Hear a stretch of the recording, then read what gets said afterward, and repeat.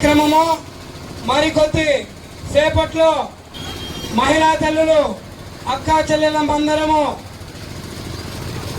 ఒక చోటికి చేరి ర్యాలీగా మంచి చేసేటువంటి అన్న క్యాంటీన్లు నోటి కాడి పిండి ఆరోగ్యందుకు మీకు అందరూ కూడా మరోసారి కృతజ్ఞతలు తెలియజేస్తూ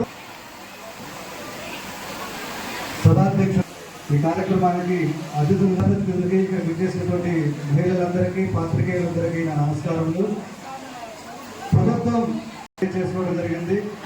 ఆ మేనిఫెస్టోలో ఈ సూపర్ 6 అనేటటువంటి పథకం